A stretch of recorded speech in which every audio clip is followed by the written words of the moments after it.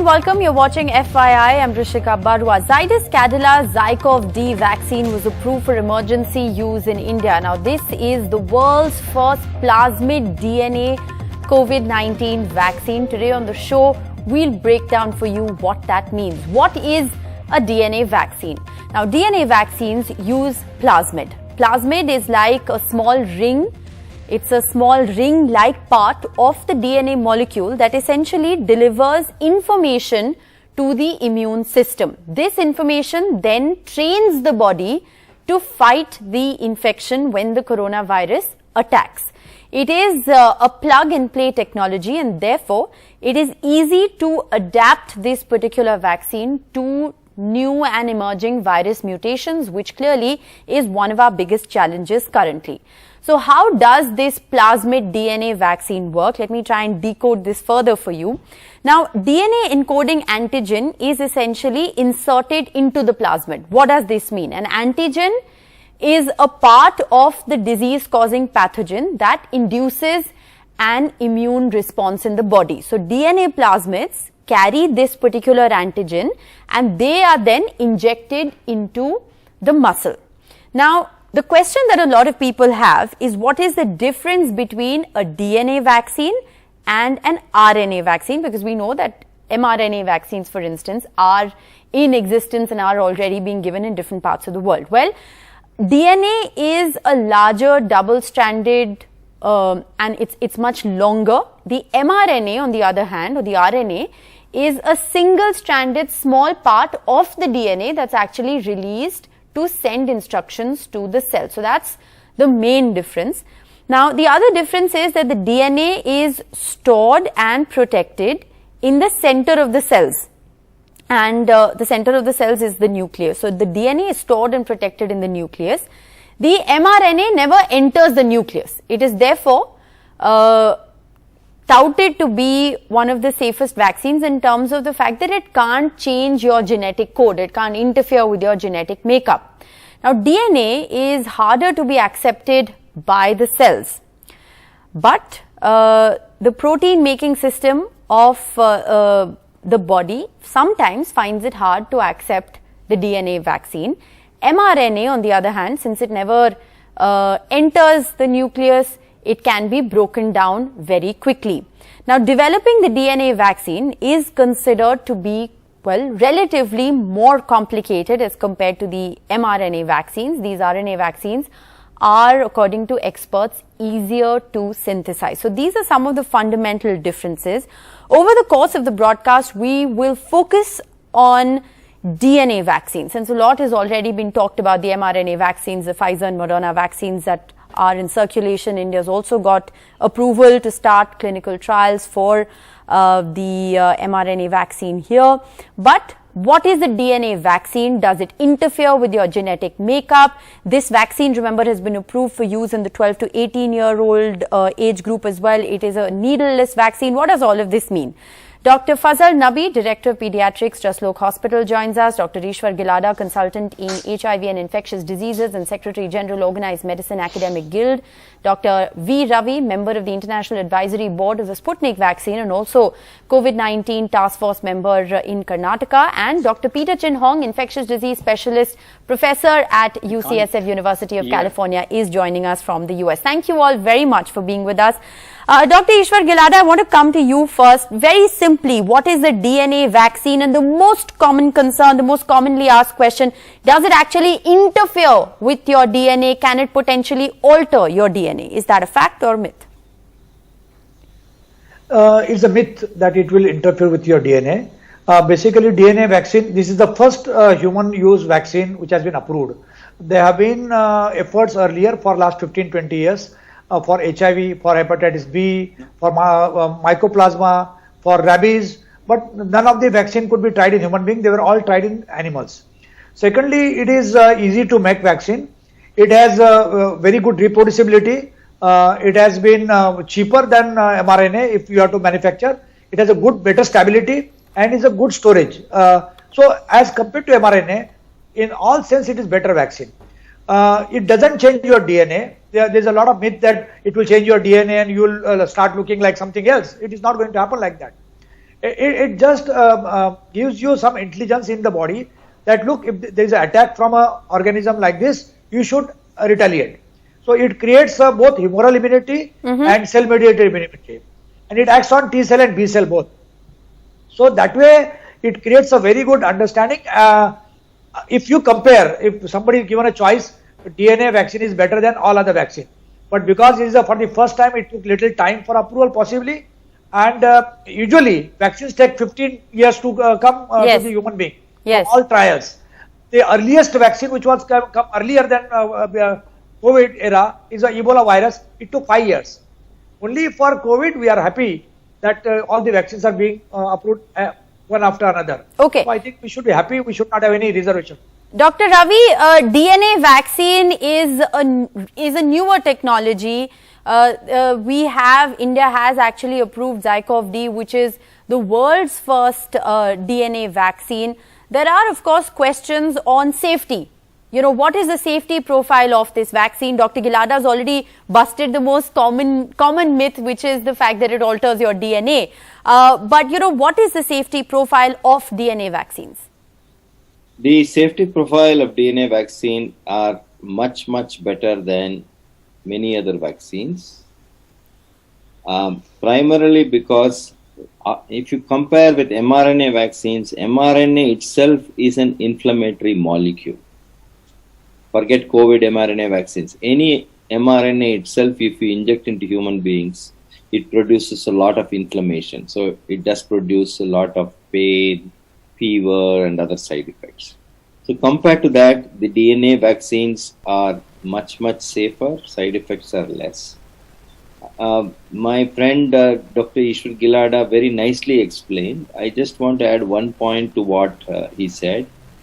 The plasmids are independent of the cellular DNA.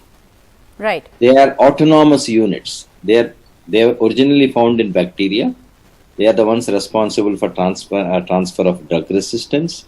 So when this circular DNA in the form of a plasmid containing the message for spike protein gene is inserted into a cell, it immediately will start making RNA because it has all its own machinery to drive the gene to convert it into RNA, and that RNA is converted into protein. And as Dr. Gilada said very nicely, stability is a great advantage. mRNA is degraded very fast. DNA is stable at room temperature for donkey's years. So this technology, I'm happy India is the first country to have introduced a DNA vaccine for human use. I'm sure this will be accepted all over, and it's a technology that's welcome not only for COVID, in future for many viruses as well. Yes. I want to also state here that the company claims, Zydus Cadila claims the 66% overall efficacy. The data for Zydus Cadila has not yet been peer reviewed. We are still awaiting the data to be peer reviewed. The Lancet did publish the phase 1 trials, which establishes safety of the coronavirus vaccine. So it's important to sort of state that at the very outset. Yeah, I just want to add that you're right. Efficacy is 66.6% for infection, but the phase 3 trial also very clearly stated that there were no moderate infections and there were no severe infections. But the point I'm making is that this is still a company claim and it has to be peer reviewed. So that is an important disclaimer to put out. Dr. Peter Chin Hong, how are you sitting in the US looking at these developments? India, the first country to approve a DNA vaccine. Many say, given the fact that it's a needleless vaccine, it could potentially be a game changer. Do you think that's correct? Well, Rishika, I have, positive thoughts and also some concerns. I think the positive thoughts are, of course, it's going to add to the toolkit that we have around the world. We don't have enough vaccines, and the fact they're making, more than 100 million vaccines off the bat is a good sign. I think being the first DNA vaccine, as Dr. Ravi said, there are a lot of advantages, easier to store, easier to make, more stable. I think my concerns are the very fact you pointed out, Rishka, we're kind of operating on the company's word for phase 3 trials. Yes. I don't really know beyond the 66.6% against symptomatic disease. Really, does it really protect against severe disease, hospitalizations, and death? I hear it is, but it would be great to see corroboration and, like you said, peer-reviewed data before really embracing this fully. Yes, I think, well, that's a very important point, and which is why we put out that disclaimer as well. I also want to ask you, Dr. Fazal, it's one of the other very exciting aspects of this vaccine being approved is the fact that it is indeed India's first vaccine to be approved in the 12 to 18 year age group. Now, when it comes to a vaccine for the 12 to 18 year age group, parents also have a lot more questions and concerns. What's your reaction to a DNA vaccine being approved for children between the age group of 12 to 18? Do you actually think it could be a game changer?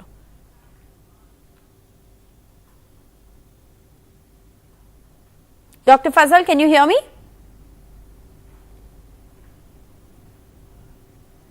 Dr. Fazal, can you hear me? Could you unmute yourself, please? Dr. Fazal?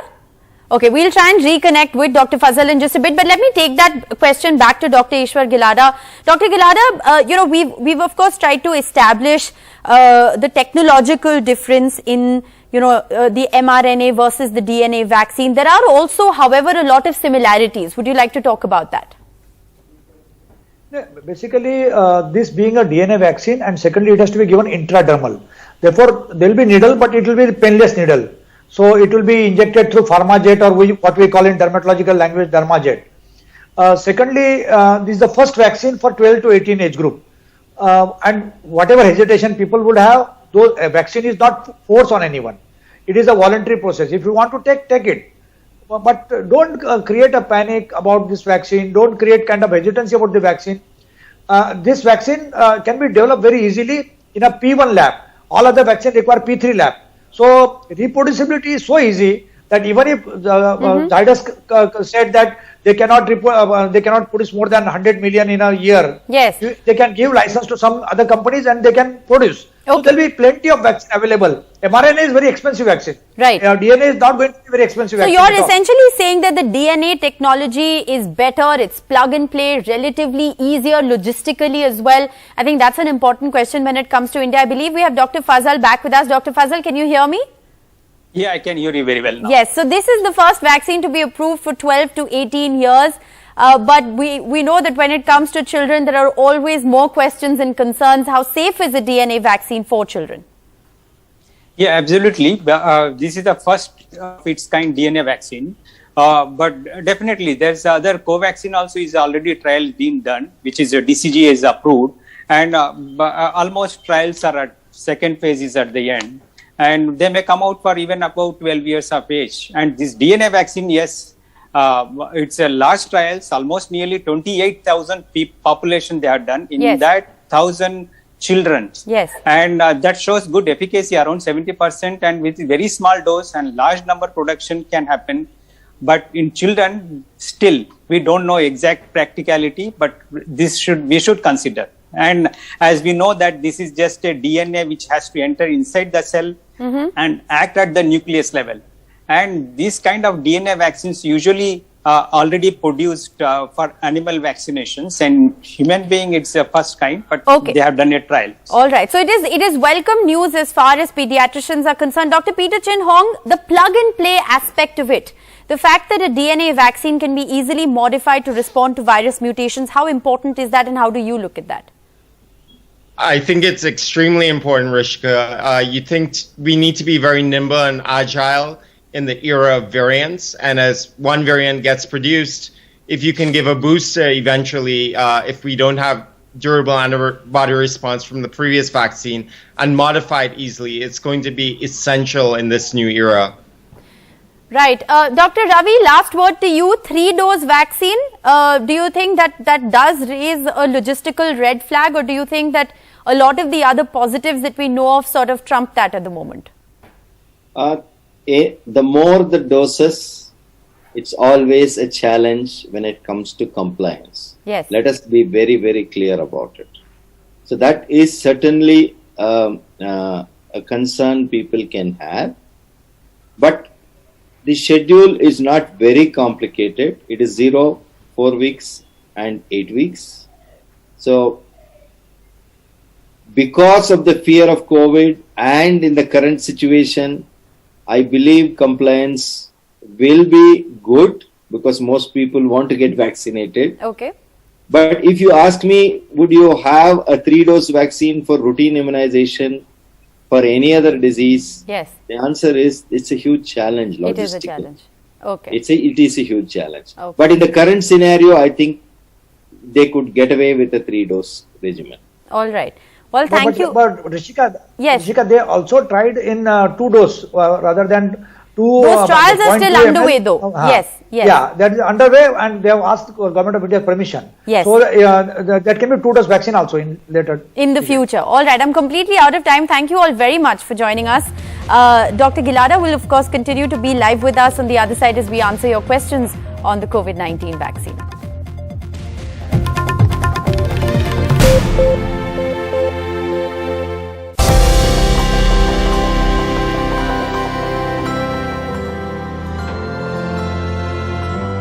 Welcome back to our special campaign, Vaccinate India, in partnership with Google. We're discussing questions you may have about the coronavirus vaccines, and Dr. Ishwar Gilada, consultant in HIV and infectious diseases, Secretary General, Organized Medicine Academic Guild, continues to be live with us.